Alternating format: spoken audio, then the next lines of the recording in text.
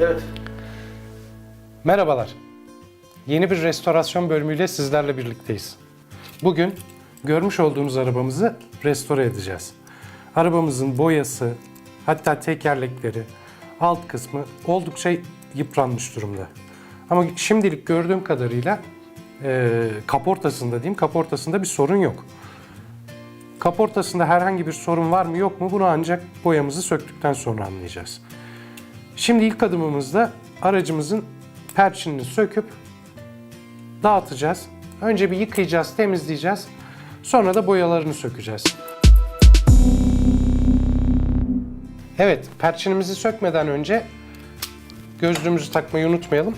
Çünkü metal deleceğiz, gözümüze zarar gelebilir. Önce 2 milimetrelik bir uçla bir operasyon yapacağım. Daha sonrasında 2,5 milimetre ile onu genişleteceğim.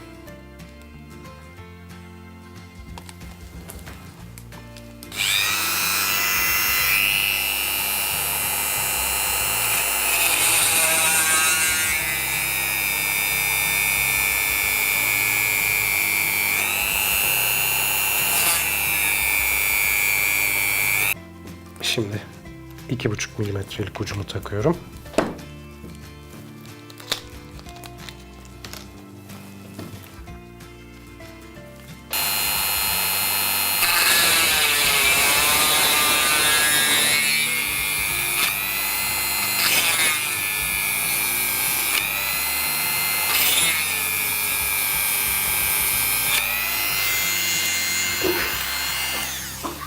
Bakalım açılmış mı?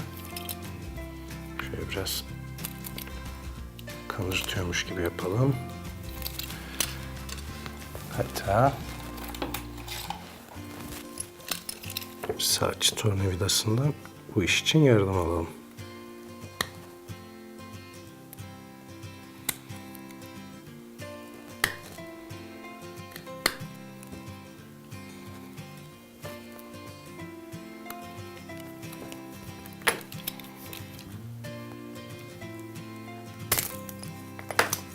Evet. Gördüğünüz gibi kolayca açıldı. Şu plastiklerini çıkaralım.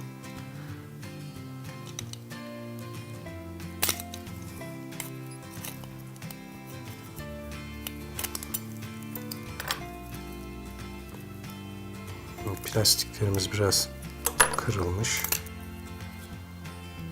Şurada gördüğünüz gibi. Neyse ki görünmeyen yerdeler. Biraz hor kullanılmış bir arabayla birlikteyiz.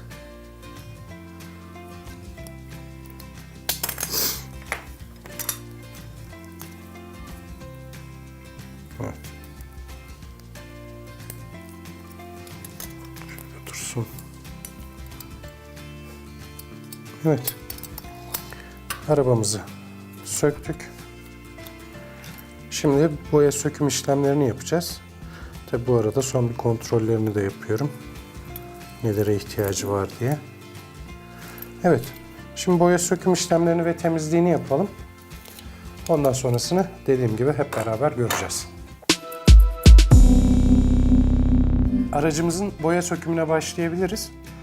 Bu noktada lütfen çok dikkatli olun. Çok iyi havalandırılan bir yerde yapın bu işleminizi. Ayrıca maske kullanın ve kalın bir eldiven kullanın. Hemen başlayalım. Önce boya sökücümüzü açalım.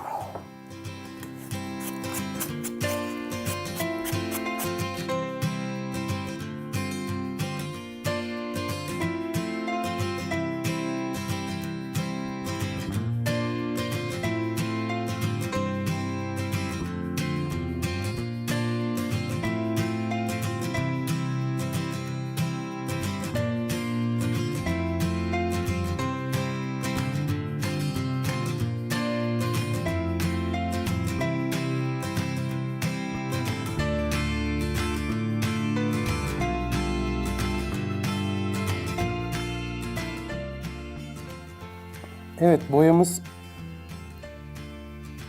kalktı. Gördüğünüz gibi. Şöyle göstereceğim. Şöyle bakın. Gördüğünüz gibi. Boyamızın soyulma işlemi aslında tamam.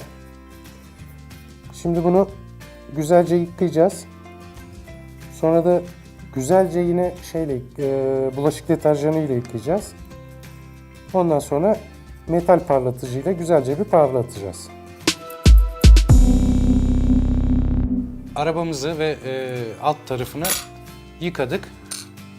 Bulaşık deterjanı ile güzelce yıkadıktan sonra şimdi metal parlatıcı kremimizle parlatma işlemi yapacağız. Ki bundan sonra yapacağımız boyalar daha güzel dursun üzerinde. Hemen başlayalım. Önce bir miktar metal parlatıcıyı üzerine sürüyorum parmağımla.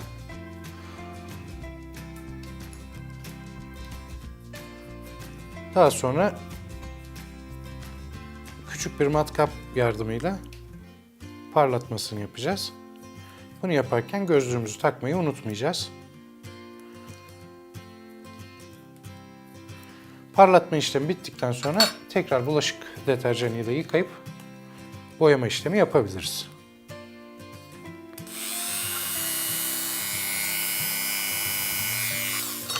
Gözlüğümüzü unuttuk. Hemen takalım.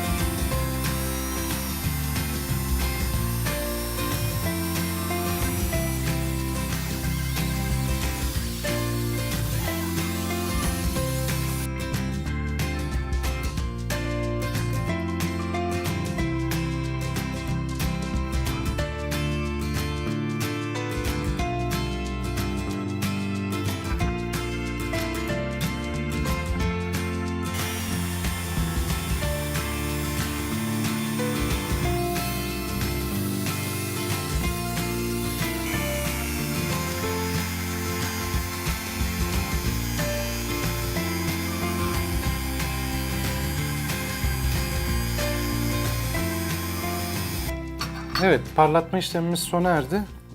Şimdi bulaşık deterjanı ile güzelce bir yıkayacağız. Ondan sonra bazı işlemler olacak. Çünkü boya kaldırma işleminden sonra fark ettiğimiz küçük bir deliğimiz var. Onu macunla kapatacağız. Ondan sonra boya işlemini yapacağız. Ama öncelikle bulaşık deterjanı ile güzelce bir yıkayıp gelelim.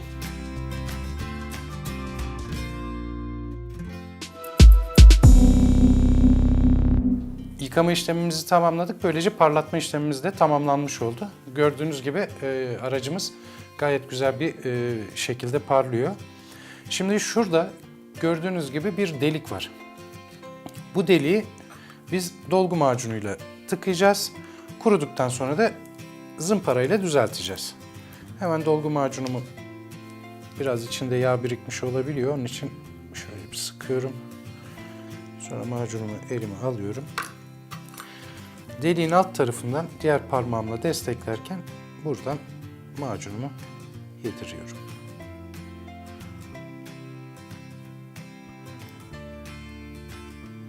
Etrafa böyle yayılmasından çekinmeyin. Zaten zımpara yapacağımız için onlar hep düzelecektir. Biraz da şöyle fazla koyuyorum ki üstüne zımpara yaparken tekrar deliğimiz ortaya çıkmasın.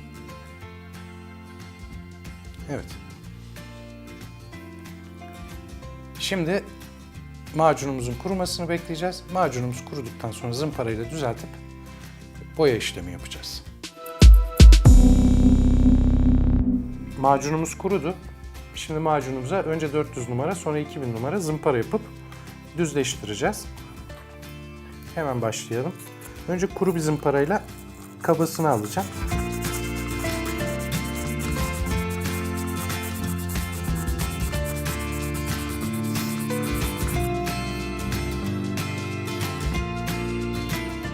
Sonra zımparamı biraz suya batırıp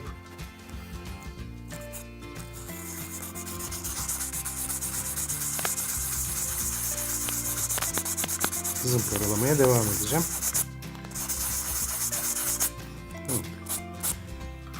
Şimdi 2000 numara zımparayla sulu zımpara yapacağım.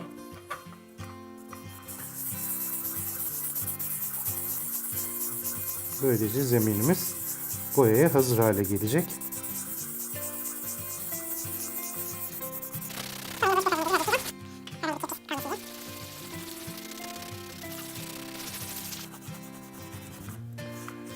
Evet, gördüğünüz gibi deliğimiz gayet güzel bir şekilde kapanmış oldu. Artık astar boya ve arkasından boyamızı atarak işlemimize devam edebiliriz. Aracımızın temizliğini yaptık. Boyayı hazır hale getirdik. Şimdi boyamaya başlayacağız. Önce astar boyamızı atacağız. Daha sonra da yeşil renk boyamızı atacağız.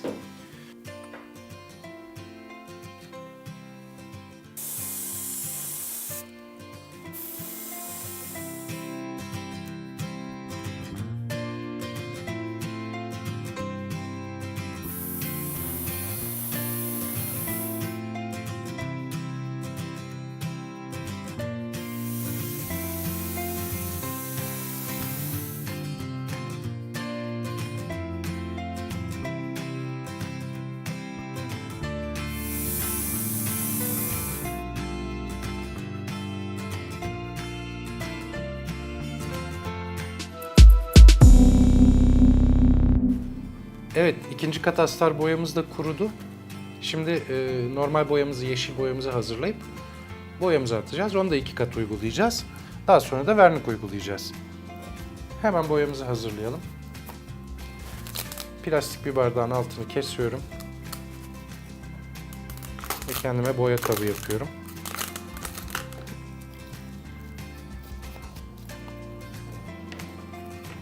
Daha sonra kabıma uygun miktarda bir boya alıyorum.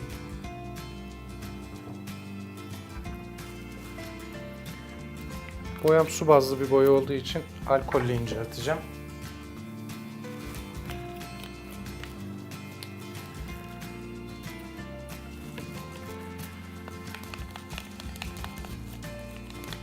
Boyamızı atabiliriz artık.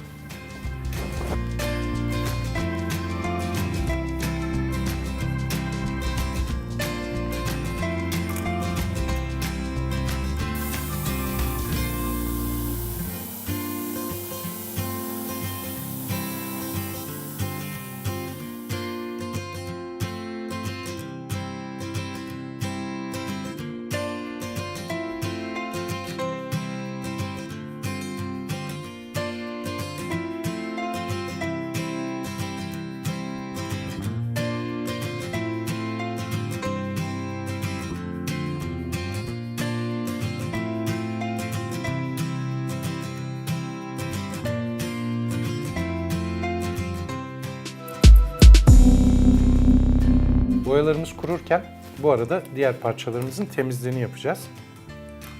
Yalnız cam konusunda biraz umutsuzum. Bir temizliğini yapalım, ondan sonra belki camımızı komple siyaha boyamak zorunda kalabiliriz. Sanki film cammış gibi. Hemen temizliğimize başlayalım. Temizliğimizi kolonya ile yapacağım. Şöyle bir kolonya ile yıkar gibi yapıyorum. Daha sonra diş fırçamla temizliğini yapmayı deneyeceğim.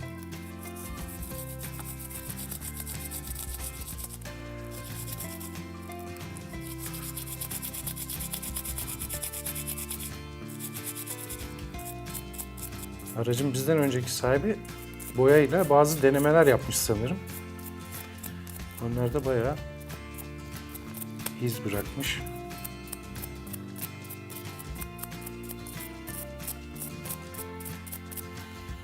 Evet, gördüğünüz gibi o mavi görüntüler, mavi boya izleri gitti. Şimdi aynı işlemi camda deneyeceğim. Dediğim gibi cam konusunda pek umutlu değilim ama yine de bir deneyeceğim.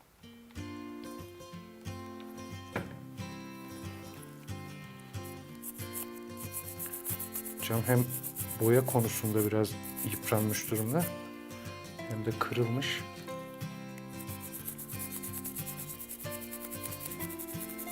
İnşallah elimizde kalmaz. Arabamızı camsız tamamlamak zorunda kalmayız.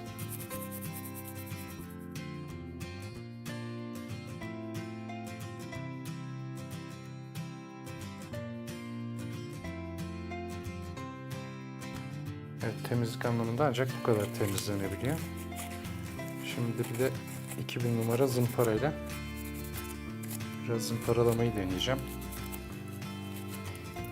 Sonra parlatma zımparaları var. 4000, 8000 numara. Eğer elimizde kalmazsa biraz da onlarla bir deneme yapacağım.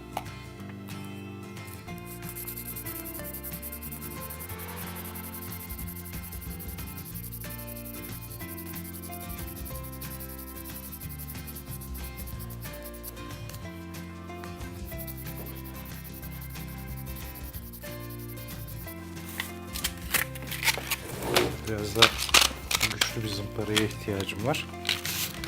Onun için 400 numara zımparayla biraz daha şiddet uygulayacağım yani.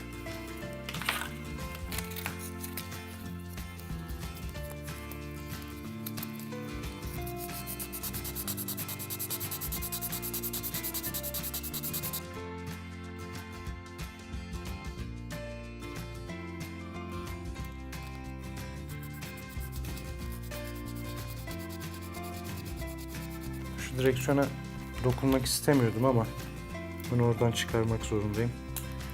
Yoksa camımızı düzgün bir şekilde yapamayacağız.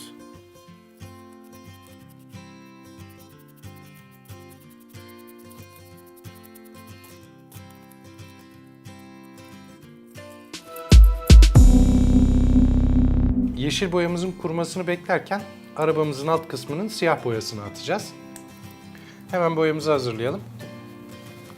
Yine plastik bir bardağın altını keserek kendime boya kabı yapacağım. Sonra siyah boyamı güzelce karıştıracağım.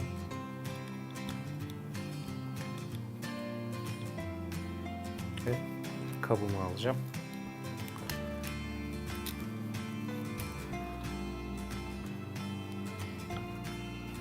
Yine boyam su bazlı olduğu için alkolle incelteceğim.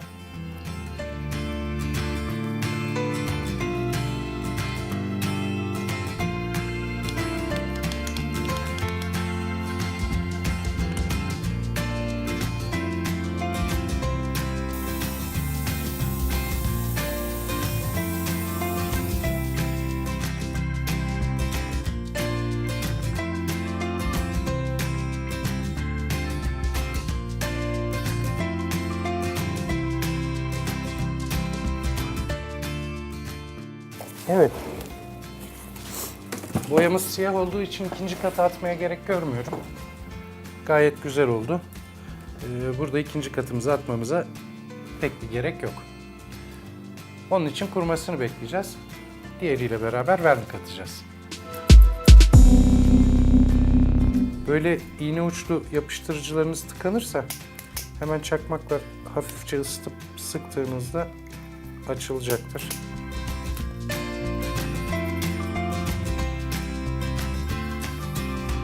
Gördüğünüz gibi.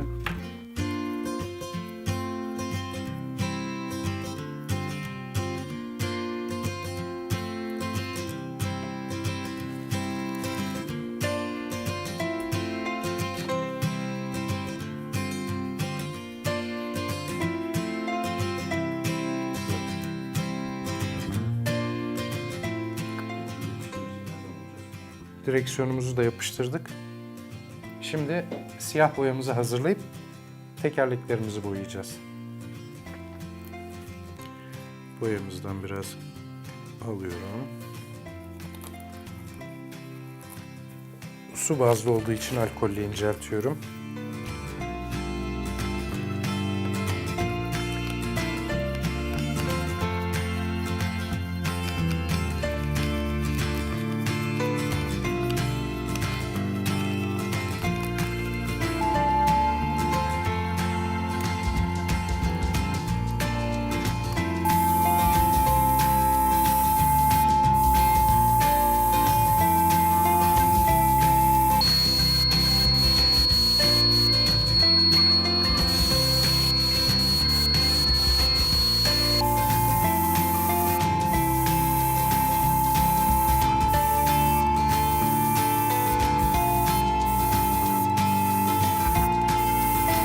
boyamamızı bitirdik. Şimdi kurumalarını bekleyeceğiz. Daha sonra mat vernik atacağız üzerlerine. Artık arabamızın detay boyama işlemlerine geçebiliriz. Ben bu boyalar kururken plakaları boyamak için maske yaptım. Şimdi bu maske yaptığım bölümlere beyaz boya uygulayacağım. Plakaları önce beyaza boyayacağım. Sonra boya kuruduktan sonra siyahla yazılarını ortaya çıkarmaya çalışacağım.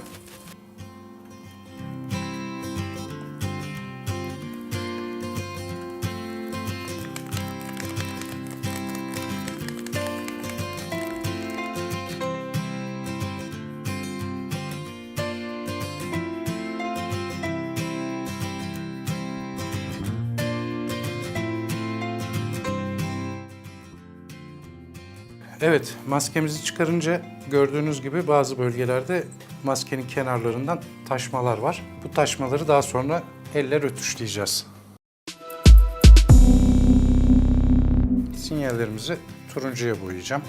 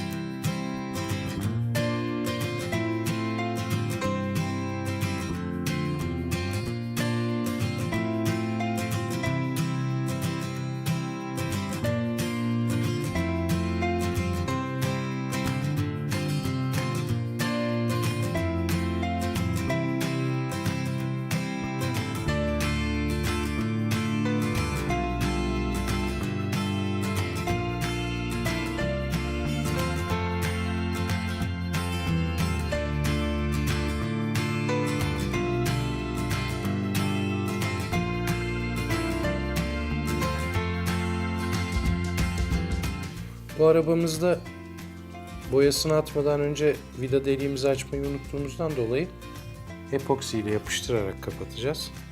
Zaten iki yöntem var. Birisi vida deliği açıp vidalamak, diğeri de epoksi ile yapıştırmak.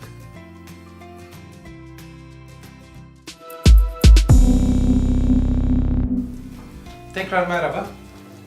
Verniklerimiz kurudu. Artık aracımızı toplayacağız. Daha önce söylediğimiz gibi boyamızı atmadan önce vida için gerekli olan deliği açmadığımızdan dolayı aracımızı çift komponentli epoksi ile yapıştırıp kapatacağız. Hemen başlayalım. Hatırlarsanız camımızı falan güzelce temizlemeye çalışmıştık. Camımızı kurtarmıştık. Şimdi toplama işlemini yapalım.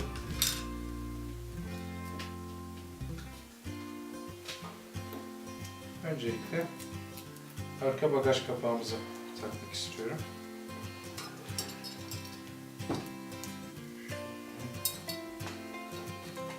Biraz zorlamam gerekebilir bunu. Şimdi camını yerine takalım.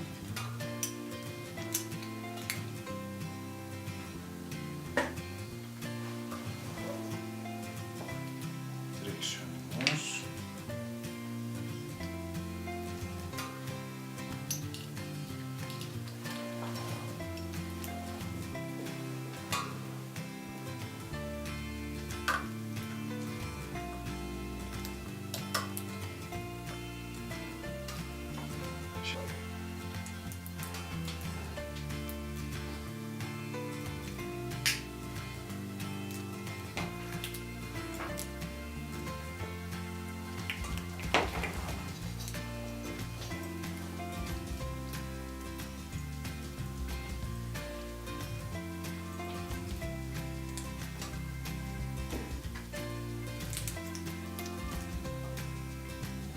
Koltuklarımızı takalım yerine.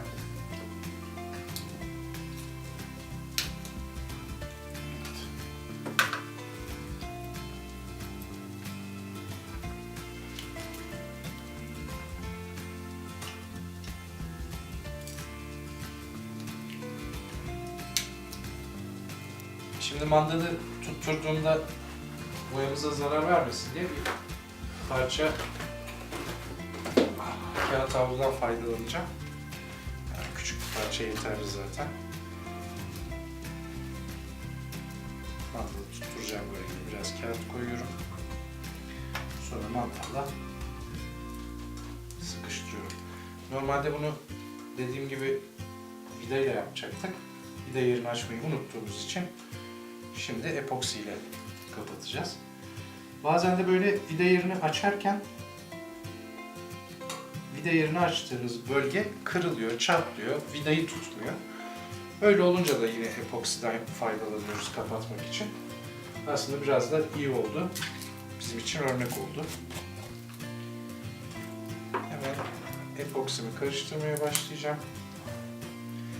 Epoksi 1 saat içinde kurur, tutar hale gelir ama mukavemetli olarak tutması yaklaşık 1 gün sürüyor.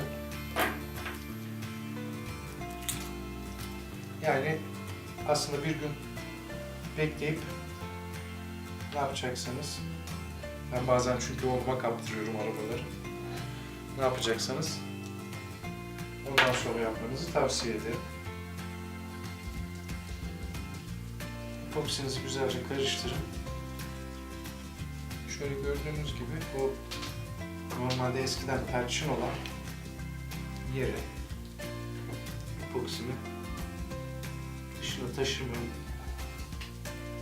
taşırmamaya çalışarak uygulayacağım. Aynen bu kadar. Böyle küçük bir parça epoksi o arabayı tutmaya yetecektir. Bir restorasyon bölümümüzün daha sonuna geldik. Sormak istediğiniz herhangi bir şey olursa ya da aracınızı bizim restore etmemizi istiyorsanız aşağıdaki iletişim bilgileriyle bize ulaşabilirsiniz. Görüşmek üzere, hoşça kalın.